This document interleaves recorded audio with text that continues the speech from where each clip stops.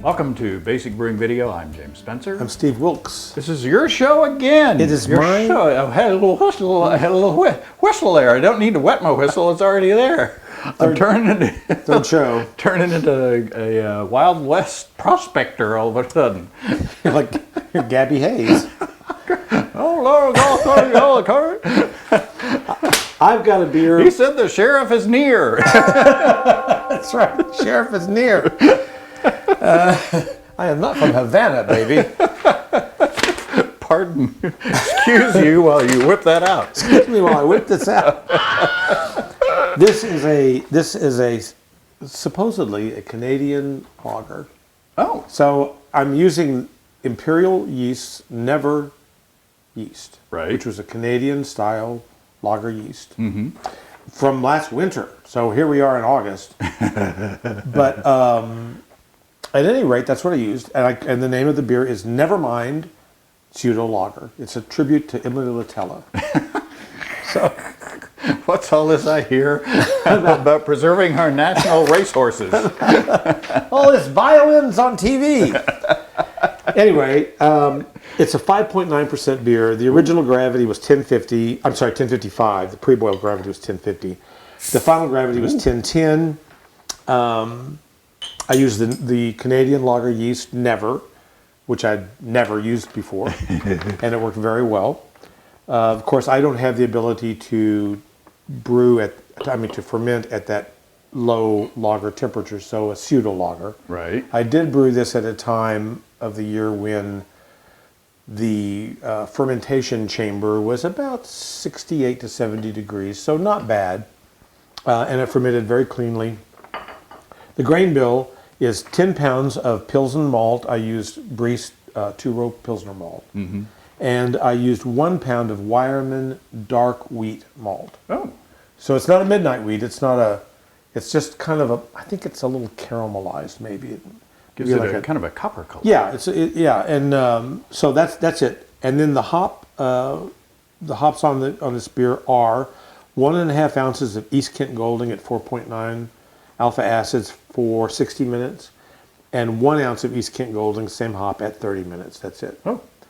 And I did treat the water. I started with distilled water, treated it with 1 gram of calcium chloride, a half a gram of salt, just regular old table salt, kosher, by the way, and 1 gram of gypsum. And the yeast again was the Imperial Never. Without a starter. Without a starter, no starter. That's the beer. Wow. And cheers. Cheers. I want to read you my brewing notes. Oh. They are apropos. That's my word of the day. I'll sip while you're... Apropos. I was looking for the card to come down. I thought you saw an apparition. Here are my bottling notes say the secret word. That's right. I bottled this on August the 2nd, and my note is I primed with 157 grams of light maple syrup. Oh. That is my nod to Canada, to our friends and brothers in the north, and sisters, and uncles and aunts. Third cousins. Third cousins, who I would marry. In Arkansas, you can marry your first cousin. This is my wife and my cousin. That's right. There's only one person there. The batch was supposed to be a 5-gallon batch, but I missed the mark. Let me just finish reading. Batch was 4.5 gallons. I boiled down to the desired OG because my efficiency wasn't all that in a bag of chips. Bottling sample was delicious. Defies style category. I couldn't make it. I couldn't decide what it was. You didn't know where to put it. I know where to put it. I know where to put it. And I said, and at that time on bottling day, based on the sample, I said should drink like a British Golden, in my opinion. Okay, yeah. So we'll see, and I'll see what you think about it. Well, cheers. My first reaction, allergies. I smelt it. You dealt it. I smelt it. And I thought, ooh, that smells a little fruity. Mm-hmm. But I think that's the maple syrup. I think there's just a teeny tiny bit of maple syrup in there that gives just a little bit. It's not an off flavor, right? But for a lager, you're not expecting something to be fruity unless it's got fruit flavors like my Japanese lager Right. that we tasted 3 weeks ago, 3 weeks 6 ago? weeks ago. I think it's delicious. You're right. I don't know. I don't know what it It is. drinks more like an ale. I think it than a kind of drinks lager. like almost like a strongly hopped pale ale or lightly hopped India pale ale.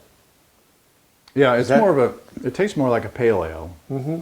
And especially, like I say, you can taste a little bit of that mapley, fruity note in there. Yep. Which, like takes it away from what I would think is a lager.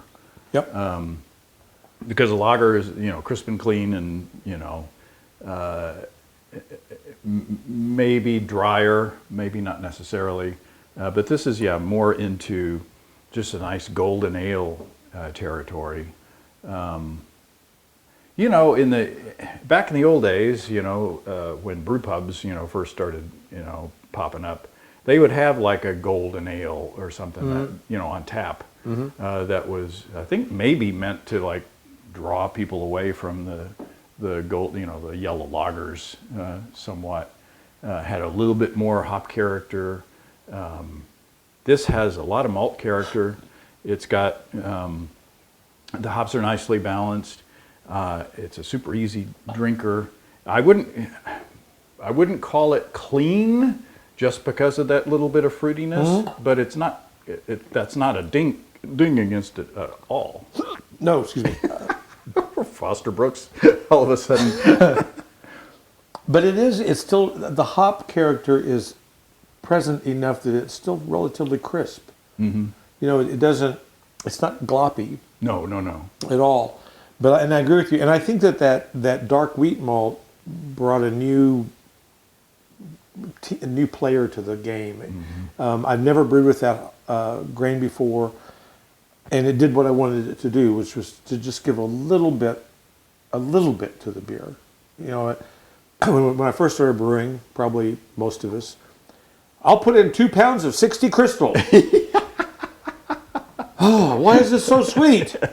Man, this is chewy. This is really chewy. So I wanted that, but only that much of it. Right. And I think that wheat kind of did that for me.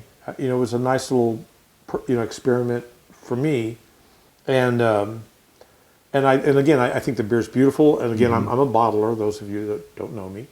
So that was, just bottle conditioned. And with the maple syrup, it's great. Yeah.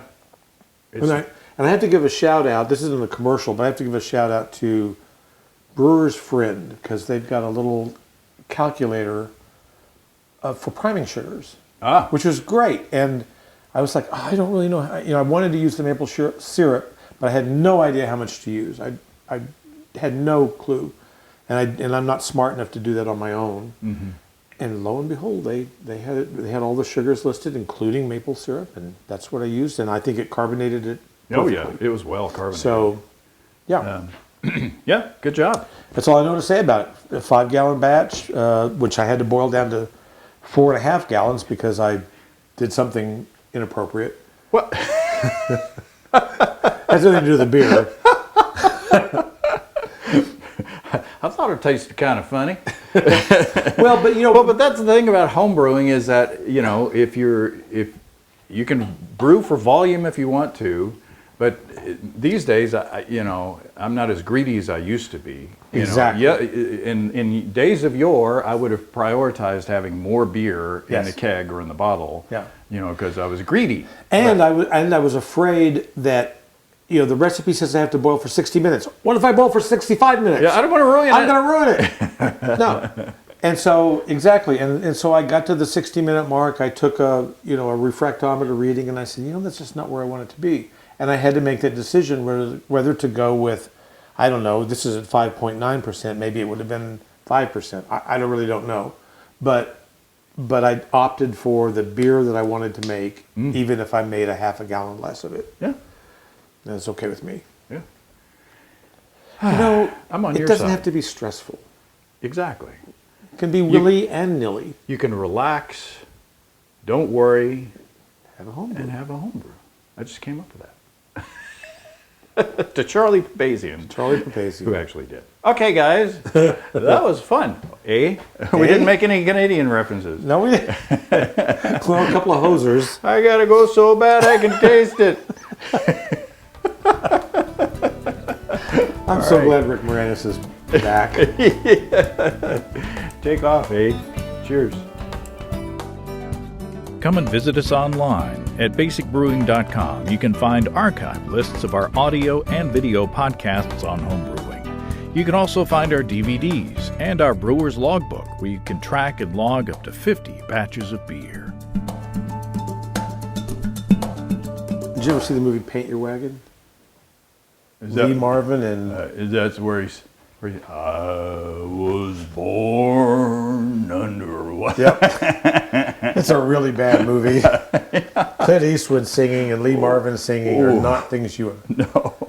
But it was my stepdad's favorite movie. Oh. I bet I've seen it 20 times.